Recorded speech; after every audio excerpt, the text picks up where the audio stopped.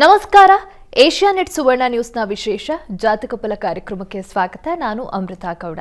ಈ ದಿನದ ಜಾತಕ ಫಲ ಸಂಚಿಕೆಯಲ್ಲಿ ಮಂಗಳವಾರದ ಪಂಚಾಂಗದ ವಿಶೇಷತೆ, ನೀವು ಕಳಿಸಿರುವಂತಹ ಸಂದೇಶಗಳಿಗೆ ಉತ್ತರ, ಪರಿಹಾರ, 12 ರಾಶಿಗಳ ಫಲಾಫಲ ಹೇಗಿದೆ ಇದೆಲ್ಲವನ್ನ ತಿಳಿಸ್ಕೊಡ್ತಾ ಹೋಗ್ತೀವಿ.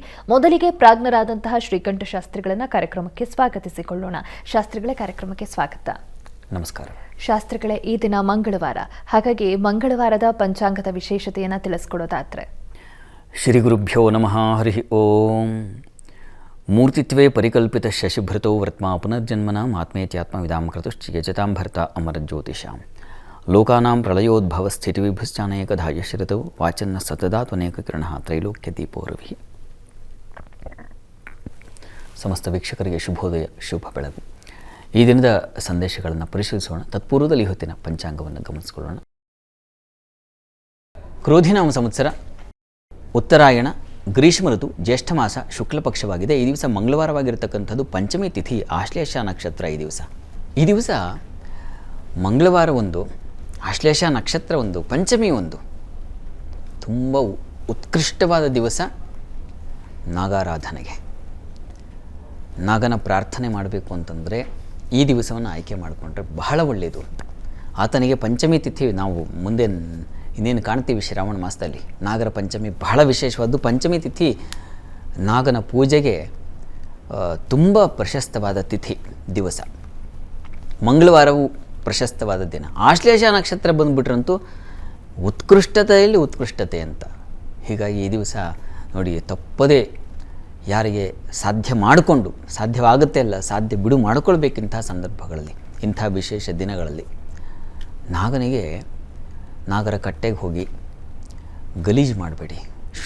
ಶುಭ್ರರಾಗಿ ನೀವೆಷ್ಟು ಅಲ್ಲಿ ಶುದ್ಧತೆಯಿಂದ ಪೂಜೆ ಮಾಡ್ತೀರೋ ಅಷ್ಟು ಫಲ ಇದೆ. ನಾಗ ತುಂಬ ಮಡಿ ಅಂದರೆ ಶುಚಿ ಅಂತ ಅರ್ಥ. ಮಡಿ ಅಂದರೆ ಇನ್ನೇನು ಕೋಲಾಹಲ ಅಲ್ಲ, ಶುಭ್ರತೆ. ಮಾನಸಿಕ ಶೌಚವೂ ಬೇಕು, ಬಾಹ್ಯ ಶೌಚವು. ಅಂತರಂಗ ಬಹಿರಂಗಗಳ ಶುಚಿಯನ್ನು ನಾಗ ಬಯಸ್ತಾನೆ. ನಿಮಗೆ ಚರ್ಮ ಸಂಬಂಧಿ ತೊಂದರೆ ಇರಬಹುದು, ಸಂತಾನದ ಸಮಸ್ಯೆಗಳಿರಬಹುದು, ಅಥವಾ ಇನ್ಯಾವುದೋ ಒಂದು ಕಾಳಸರ್ಪದೋಷ, ಈ ಥರದ್ದು ಒಂದು ತೊಂದರೆಗಳಿರಬಹುದು, ಕುಜನ ತೊಂದರೆಗಳಿರಬಹುದು. ಜಾತಕದಲ್ಲಿ 1,00,000 ಇಂಥ ಸಮಸ್ಯೆಗಳನ್ನು ಗುರುತಿಸಲಿಕ್ಕೆ ರಾಹುದೋಷ ಇದ್ದರೆ, ಈ ಥರದ್ದು ಏನಾದ್ರು ತೊಡಕು ಅವೇನಪ್ಪ ಮಾಡುತ್ತೆ ಅಂತಂದರೆ ನಮ್ಮನ್ನು ಮೇಲೆ ಹತ್ತೋದಕ್ಕೆ ಬಿಡಲ್ಲ. ಸರ್ಪ ಸರಿಯುತ್ತಲ್ವ, ಬಹಳ ಬೇಗ ನಾವು ಜೀವನದಲ್ಲಿ ಮೇಲೆ ಬರಲಿಕ್ಕೆ ಆಗೋದಿಲ್ಲ. ನಮ್ಮನ್ನು ಹಾಗೆ ತುಳಿಯುತ್ತದು. ಅದನ್ನು ನಮ್ಮ ಏಳಿಗೆ ಸಾಧ್ಯ ಆಗೋದಿಲ್ಲ. ಮಕ್ಕಳ ವಿಚಾರದಲ್ಲಿ ಮನಸ್ತಾಪಗಳಾಗುತ್ತೆ, ಆರೋಗ್ಯದಲ್ಲಿ ತೊಡಕು ಉಂಟಾಗುತ್ತೆ.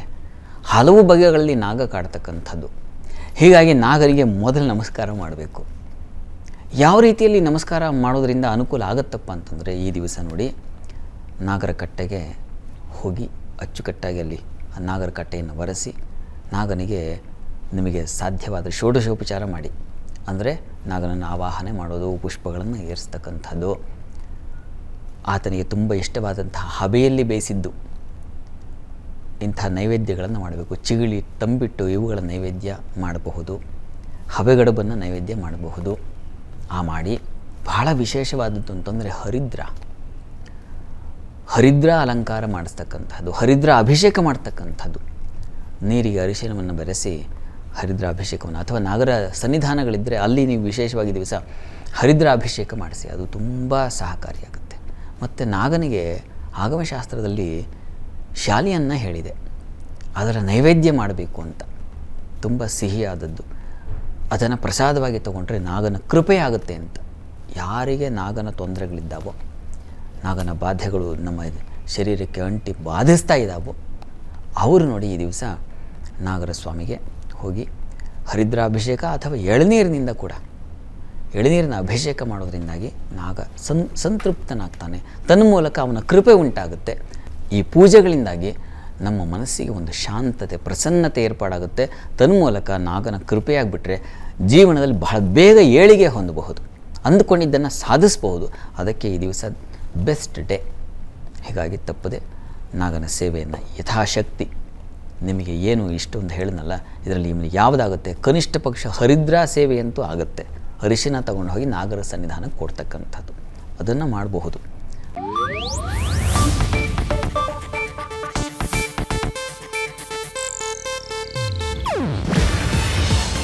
ಏಷ್ಯಾನೆಟ್ ನ್ಯೂಸ್ ನೆಟ್ವರ್ಕ್ ಪ್ರಸ್ತುತಿ.